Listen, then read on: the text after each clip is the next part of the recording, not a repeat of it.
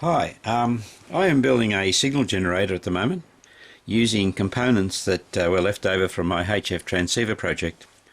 This is the signal generator. In this particular video I'm just going to demonstrate a PE4302 adjustable attenuator. This particular attenuator is controlled by a binary number from the Arduino. Here is the display. A little bit closer in, and you'll see this number here, 23.5. That is the attenuation that the PE4302 has been set to by the software. If I push the encoder button, I can adjust that attenuation, as you can see here, right down to minus 31 dB, 31.5, and to a much less attenuation by turning clockwise to 0.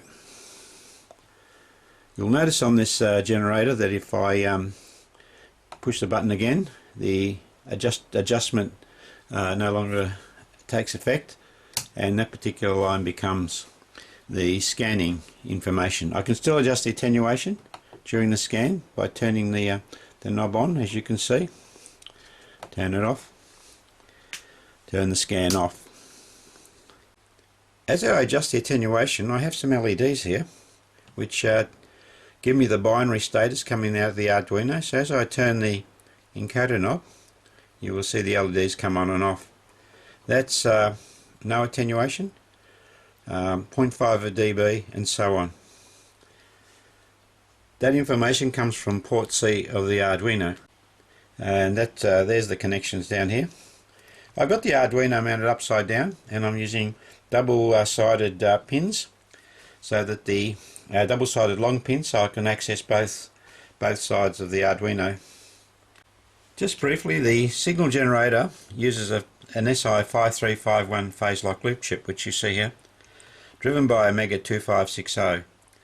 The phase-lock loop chip feeds a GAL I-84 mimic chip, which boosts the level from around 3 volts up to as high as 6 volts, or around about 5 volts. So that just gives me a bit more oomph, and it's also, that particular mimic is 50 ohms in and 50 ohms out. So it suits driving attenuators such as the PE4302, which is a 50 ohm device.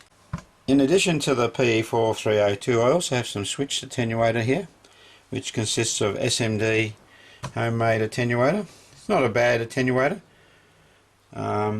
But I have 4 switches here, 10 dB, 20, 20 and 20. It gives me an additional 70 dB. The PE4302 gives me 30 up to 31.5 dB in half dB steps, and that of course is controlled, as I've just shown, by the actual Arduino.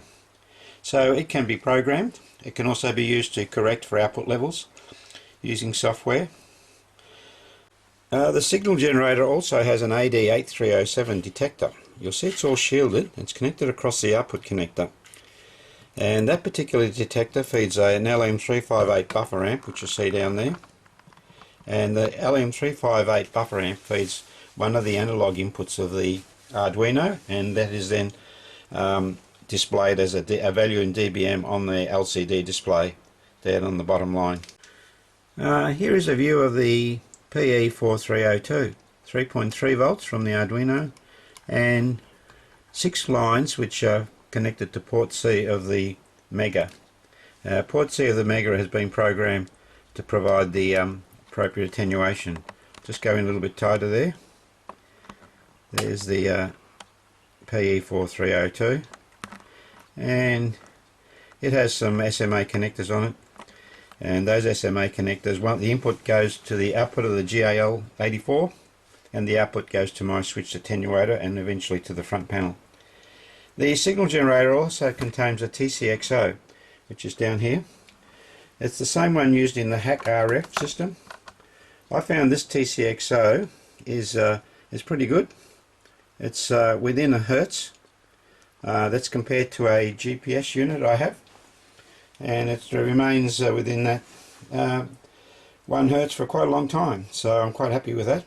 That particular signal appears at the output on the back panel, and there's a switch to switch it on and off. I just use it as a reference.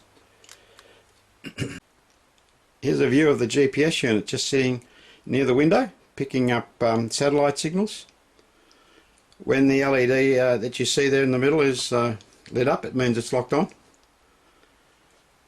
It's a fairly cloudy day today, so it loses lock now and then. You can see the backyard, and it's a fairly grey sky. So that feeds a frequency counter. The frequency counter is then calibrated, checked, and then the signal generator is then fed into the frequency counter and checked for frequency. The GPS seems to work very well. It's an NE06, NE6-M, NE06-M. So here I have a little demonstration of the attenuator. I have an RF-PM1 power meter. It's not a bad power meter, reasonably accurate, and the signal generator, and I'm going to adjust the attenuator. At the moment the output level of the signal generator is 12.9 dBm and my power meter is showing 12.8. There's always going to be 0.1 or 2 or 0.2 difference between these instruments, simply because of the way the counters work. So I will now vary. I've got the attenuator set at 1 dB, so I'll move in close to that and show you the screen on the signal generator. So here's a quick demo. At the moment the signal generator is putting out plus 3.2 dBm. I'll zoom in a bit closer to that. There it is there. And I'm going to dial in a 10 dB attenuation. So it's set, attenuation is currently 1. So I will put in, go to minus 11, just 10 dB.